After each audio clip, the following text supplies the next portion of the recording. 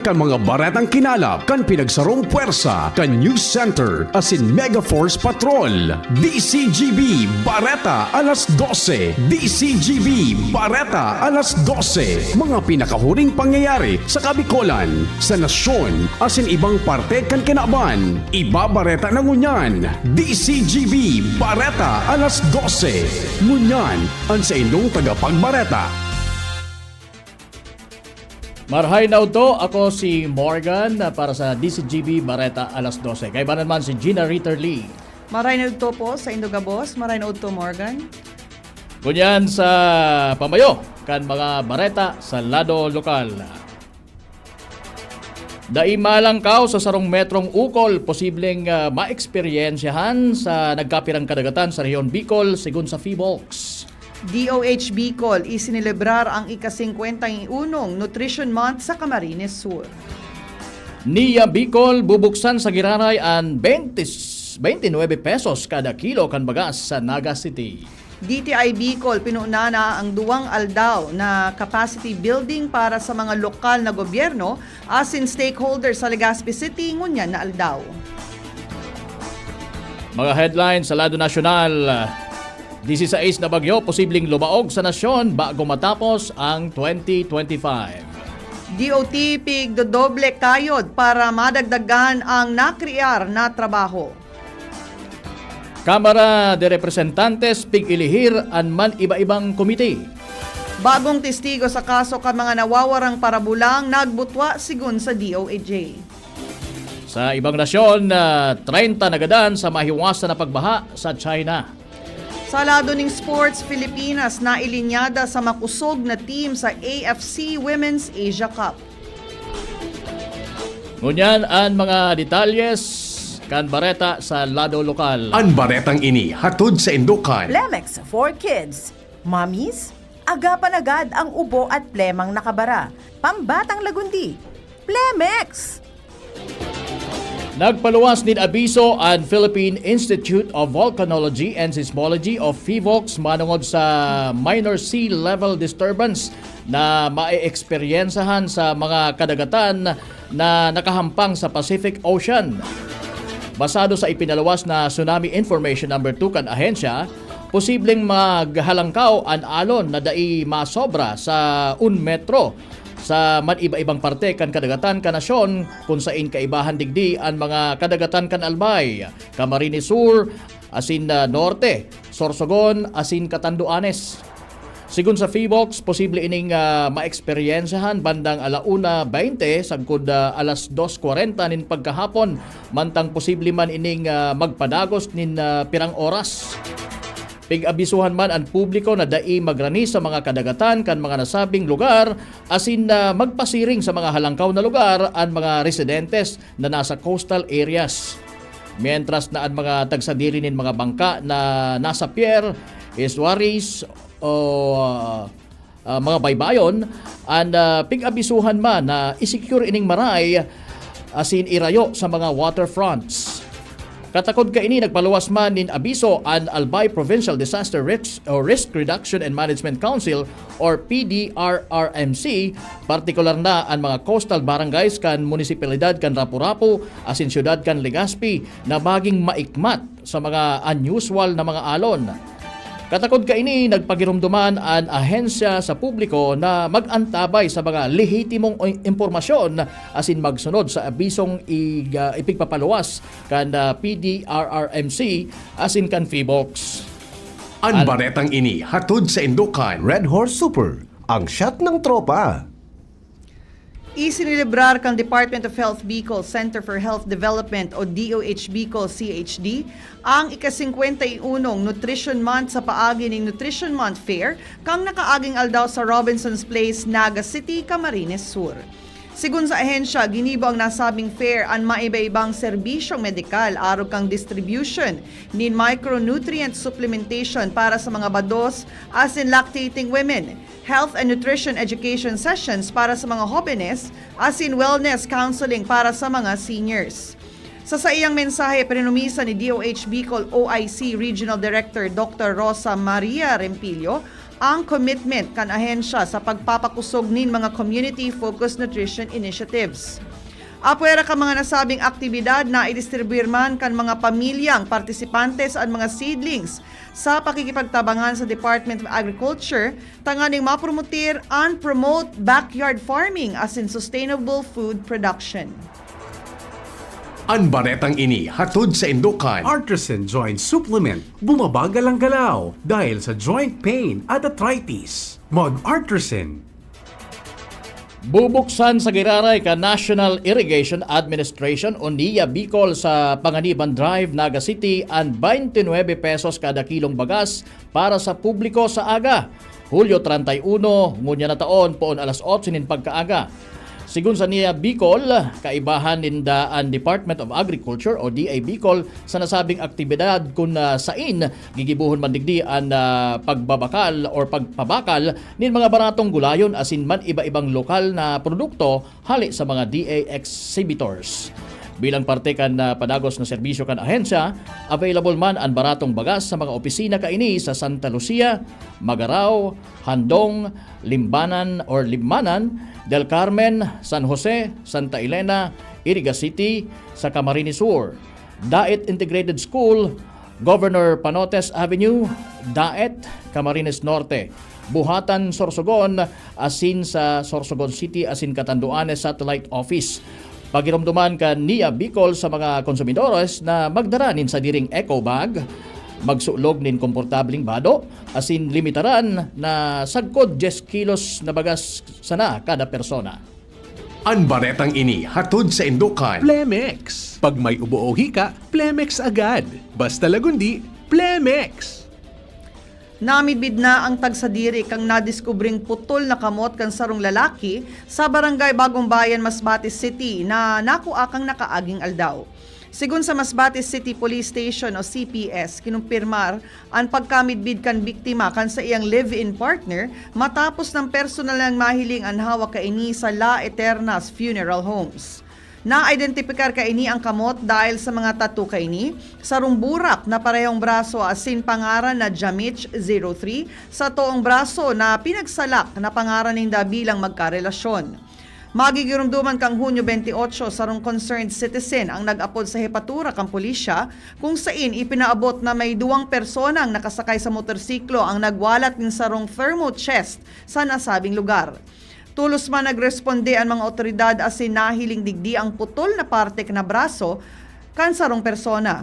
Segun sa karelasyon kaini, huring nahiling niya ang biktima alas 10 nin pagkabanggi kang Hunyo 27 kan magluwas ini alagad dai na nagbalik. Mientras nang ipapasairarom sa giraray sa DNA testing ang mga nasabing parte kan biktima, tangani mas magpatibay na ang pagmimidbid sa basado sa scientificong proseso. Ang baretang ini hatod sa Indukan. This news is brought to you by Actimed Quality Generics. Isang pangalan, sigbisa ng maraming branded. Actimed Quality Generics. Nangapudan ang Public Employment Service Office o PESO asin lokal na gobyerno Candaraga sa mga alumni asin graduates Candaraga Community College na aprobitsaran ang gigibuhon na one-day job fair for DCOMC graduates alumni ngunya na taon. Sigun sa ipinaluwas na anunsyo kan PESO Daraga, hali sa orihinal na schedule na Hulyo 24, opisyal nang na-reschedule o gigibuhon ini sa Hulyo 31 ngunya na taon. Dagdag pa kan ahensya, ang aktibidad mapoon na alas 8 nin pagkaaga sagkod alas 5 nin hapon sa Daraga Community College Multipurpose Hall. Ang mga partisipantes pwedeng makapag-apply sa man-iba-ibang local employers, kaibahan na ang mga ahensya ni gobyerno arog kan Philippine Army, Social Security System as in PhilHealth. Pagirumduman kan PESO Daraga na ang mga maaprobitsar kan nasabing aktibidad, kaipuhan na magdara nin black ballpen, minimum na 10 kopya nin updated resume, as in kaipuhan na magsulog nin semi-formal attire. Pigigibok ang Department of Trade and Industry o DTI Bicol ang duwang aldaw na capacity building training sa local investment promotion na pinuunan ngunya na aldaw asin madurar sagkod sa aga Hunyo 31 sa Hotel Centro, Legazpi City. Sigun sa ahensya, ang aktibidad may kamawota na maihiras sa mga local government as in stakeholders sa Rehiyon Bicol ang mga tools as in strategies tangani mapakusog ang local competitiveness as in epektibong makapag-attract as in mapromotir ang local sustainable investments sa indang nasa sakupan. Ang aktibidad inatendera ng 30 partisipantes hali sa mga piniling lokal na gobyerno sa rehiyon kung sa inipighiras man kan mga resource persons hali sa Board of Investments ang sa indang expertise sa paagi ng practical sessions, case studies as in bright insights.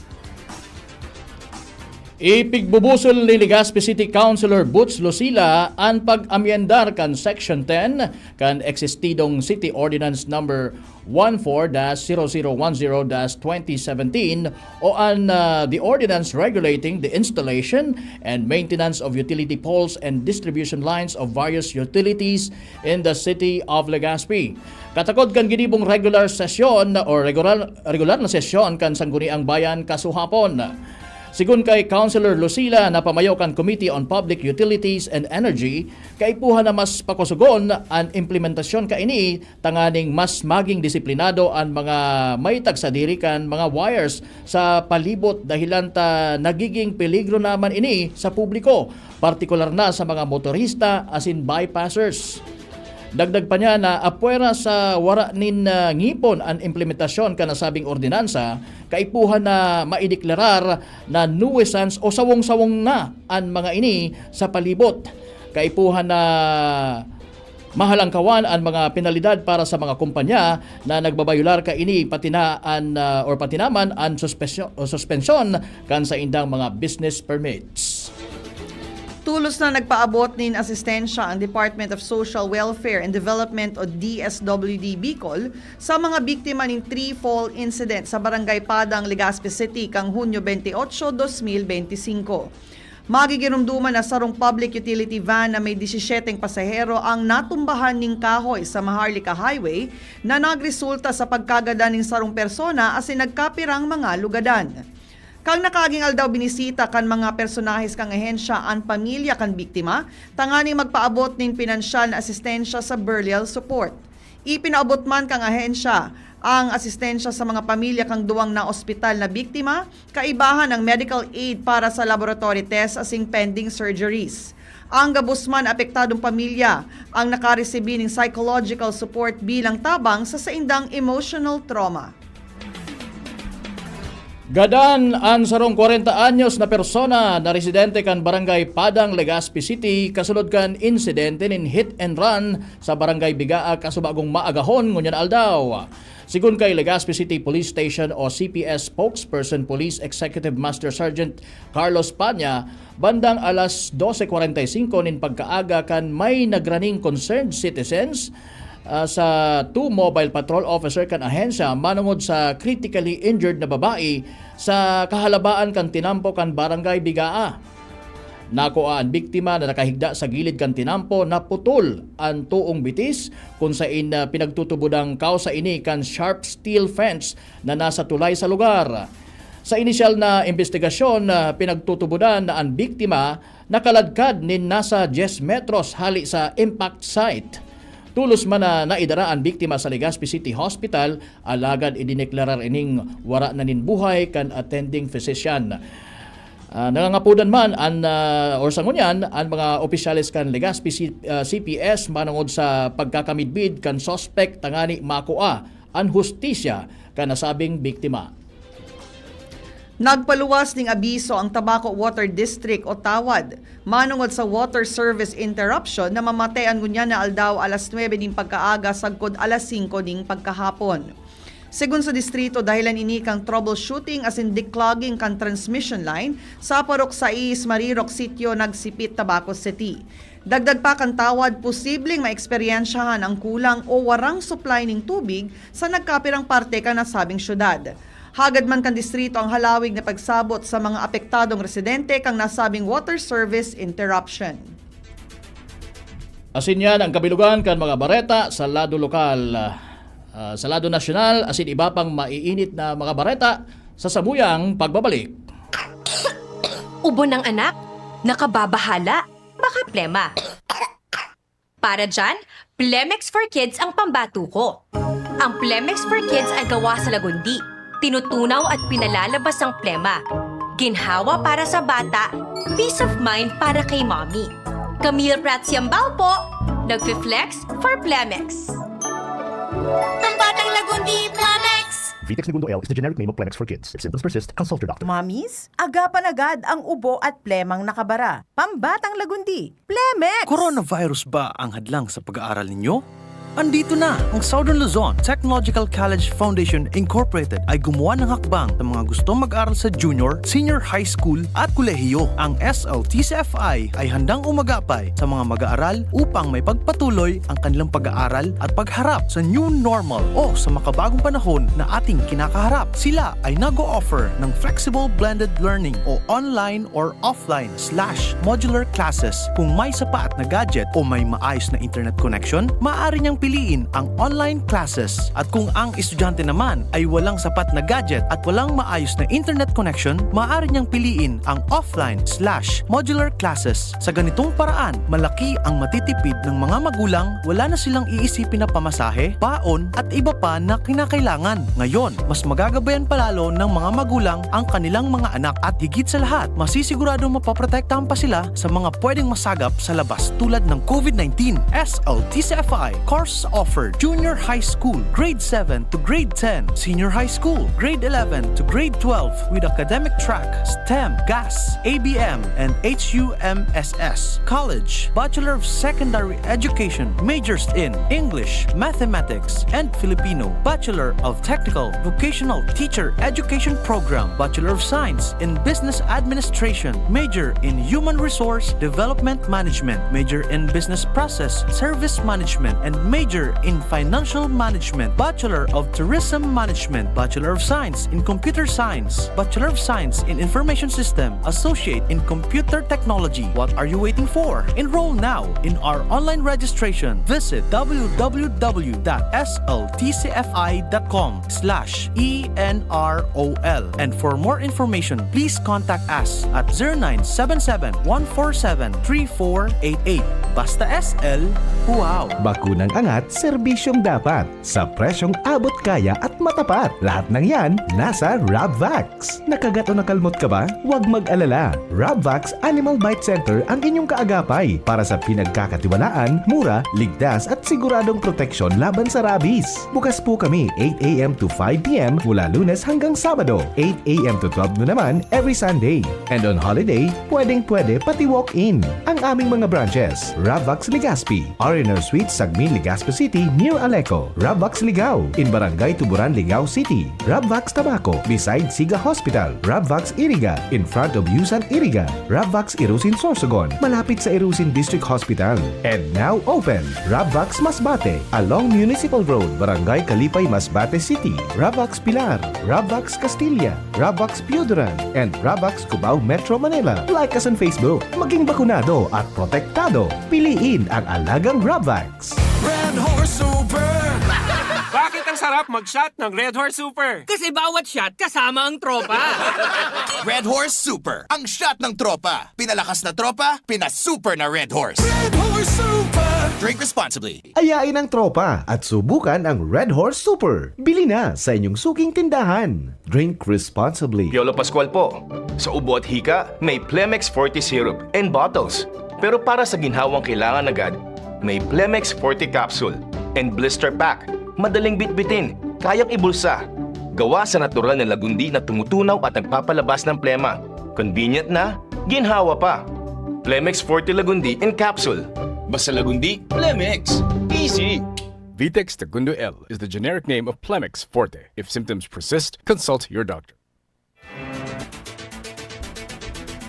Minabalik ang DCGB Bareta alas 12. Ngunyan sa detalyes kan mga Bareta sa lado nasyonal.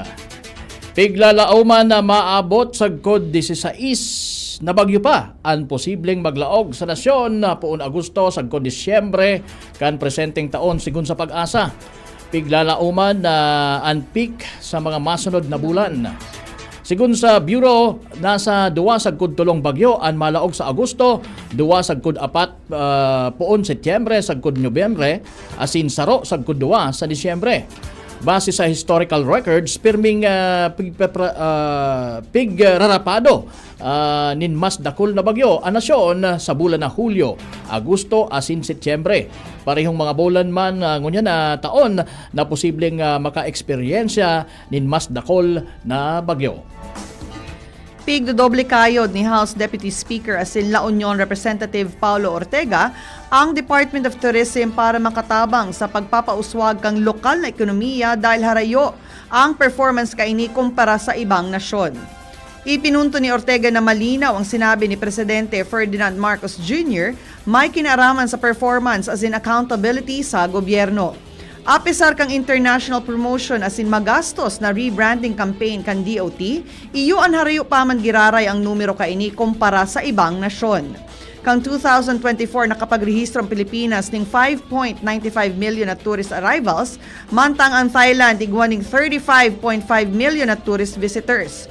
Ang Malaysia iyo ang 25 million, ang Vietnam 15.5 million, ang Indonesia 13.9 million, as in Cambodia 6.7 million. Ang nairehistro na tourist arrival sa nasyon kan nakaaging taon harayo sa nairehistrong 8.26 million kan 2019 o bago ang COVID-19 pandemic. Kung an inireport kan DOT nag-income ang nasyon in 760.5 billion pesos o $13.1 billion kang 2025. Sinabi kang solo na ang Thailand ng income ning sobra sa $39 billion, as in ang Vietnam nasa $16 billion. Nasa 9% ang kontribusyon ng turismo sa gross domestic product kang nasyon kung sa inigwaning sobrang 5 milyones na trabaho. Nag-ilihir ang Kamara de Representantes kan chairperson kan man iba-ibang komite sa session kasuhapon. Nagsumitir nin mosyon si House Majority Leader asin Ilocos Norte Representative Sandro Marcos para pilion si Davao de Oro Representative Maria Carmen Zamora bilang chairperson kan House Committee on Accounts. Si Nueva Ecija Representative Micaela Angela Zwansing iyo ang nailihirman bilang chairperson kan House Committee on Appropriations, mantang si Bataan Albert Garcia napili bilang senior vice chairperson. Ang House Committee on Dangerous Drugs pamamayuhan man ni Bukidnon Representative Kit Flores, mantang si Manila Representative Joel Chua mantinidong pamayo kan House Committee on Good Government. Si Manila Representative Bienvenido Abante Jr. ang sa giraray na chairperson kan House Committee on Human Rights, mantang si Cagayan de Oro Representative Lordan Suan ang napili na chairperson kan House Committee on Public Information. Ang House Committee on Public Order and Safety pamamayuhan ni Manila Representative Rolando Valeriano. Si Marikina City Representative Miro Kimbo man ang napili na chairperson kan House Committee on Ways and Means, mantang si Manila Representative Ernesto Dionision Jr. ang senior vice chairperson kan committee. Siniguro kan Department of Health o DOH na wala nang babayadan ang mga pasyente sa basic accommodation sa DOH hospitals. Inisusog sa direktiba ni President Ferdinand Marcos Jr. sa sayang ikapat na State of the Nation Address o SONA. Sa sayang report sa Banwaan, inanunsyo kan Presidente na ipapautob na ang zero balance billing para mabawasan ang paasanon na pinansyal kan mga pasyente na nangangaipuhan ng medikal na pangatamanan. Sinabi man ka Presidente na libre na ang serbisyo sa basic accommodation sa mga ospital kang DOH, kaya wala nang babayadan ang mga pasyente. Pinunduhan ang nasabing tabang medikal kan medical assistance to indigent and financially incapacitated patients. Philippine Charity Sweepstakes Office o PCSO, Philippine Amusement and Gaming Corp o PAGCOR, asin o lokasyon na pondo kan DOH. Ini kadagdagan pa na suportang pinansyal hali sa Philippine Health Insurance Corporation o PhilHealth. Nakatalaan na i-upgrade kan Department of Interior and Local Government o DILG ang sa indang emergency 911 systems sa bilog na nasyon. Sigon sa DILG na gusto nindang mas marikas na pagresponde asin koordinasyon sa mga komunidad kaya sinda ma-upgrade. Sinabi man ni DILG Secretary John Vic Rimulya na seryoso sinda sa pagtatao nin magagamit ang mga local government unit o LGU kada may kalamidad. Dagdag pa kan secretary na gusto nindang idagdag ang kahandaan kada may kalamidad bago ang pagtama kan bagyo, nakahiro na ang mga LGU. Apwera sa pag-upgrade kan 911, pig-ingganyer ni Rimulya ang mga LGU na dapat i-update maninda ang mga disaster preparedness plans, monitor ang mga waterways asin siring man ang paghanda sa mga rescue assets bago ang pag-abot kan kalamidad. Ibinulgar ni Department of Justice o DOJ Secretary Crispin Rimulya na may bagong testigo sa kasong kang mga nawawarang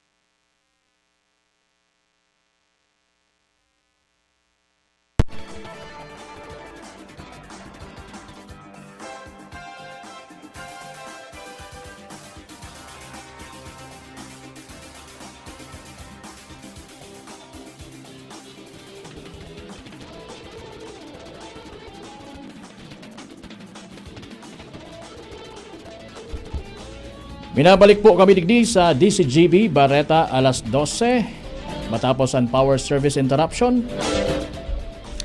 Ibinulgar ni Department of Justice o DOJ Secretary Crispin Rimulya na may mga bagong testigo sa kaso kan mga nawawarang parabulang.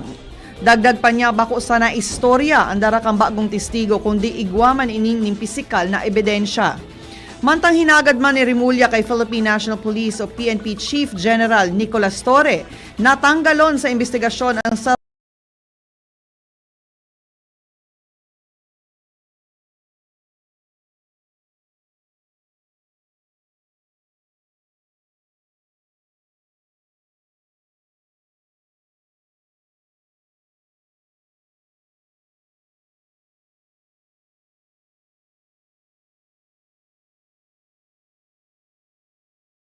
dai pinangaran na police commander. Ngunya na nangyari na malinaw ang sa indang dalan pasiring sa pagresolbar kang problemang ini. Sinabi niyang importante ang testigong ini sa sarong sibilyan. Bareta sa ibang nasyon,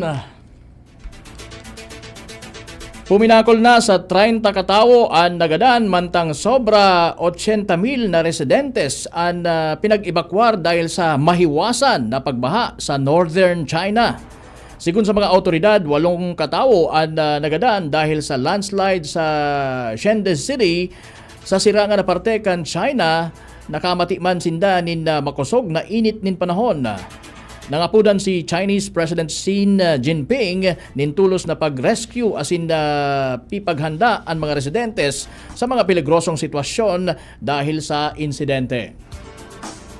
Sa bareta niya to sa lado ng sports na ilinyada sa makusog na team ang Philippine Women's National Football Team para sa AFC Women's Cup 2026. Sa ginibong draw kan FIFA, nasa Group A ang Filipinas football team. Kalinyada ninda ang world number 15 na Australia, world number 21 na Korea Republic, as in world number 68 na Iran. Kang 2022 naging runner ang Korea Republic matapos na daugon ninda ang Pilipinas sa semifinals.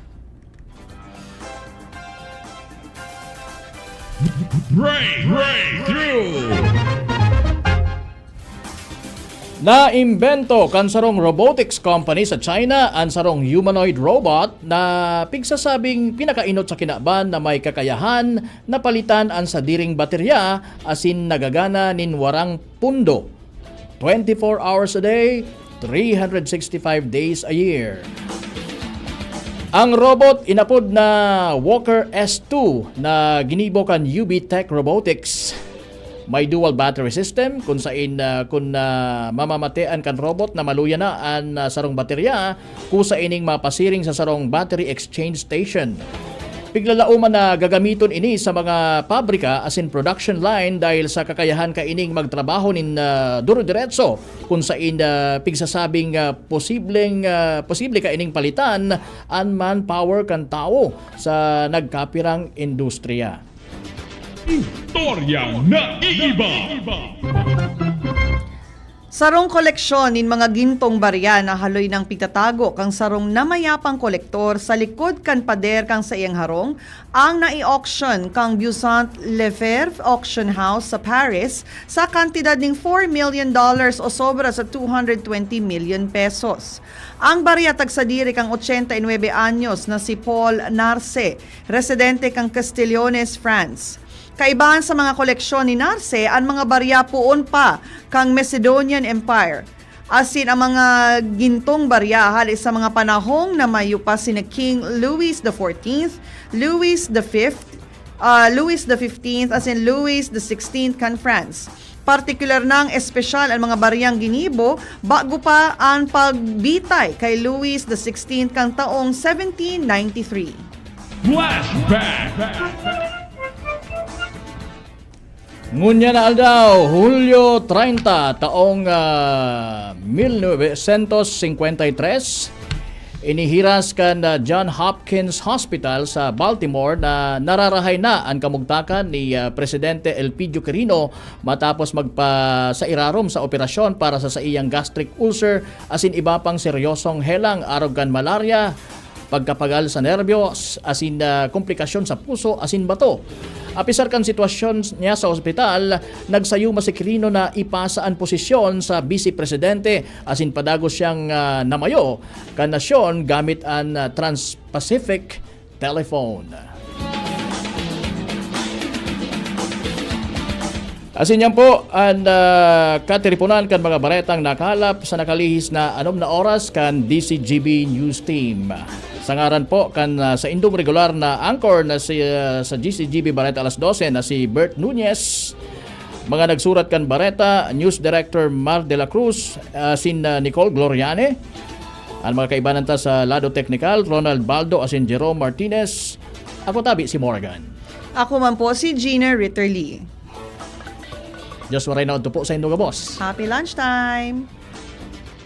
Sa indong nadangog ang mga darakulang bareta ngunyan na aldaw. Ang tabayan ng giraray sa aga ang sarupang edisyon kan DCGB Bareta alas 12. Abangan ang masunod na programa. Pre, makinig ka muna. Payong kaibigan lang ha. Work hard, play hard. Yan ang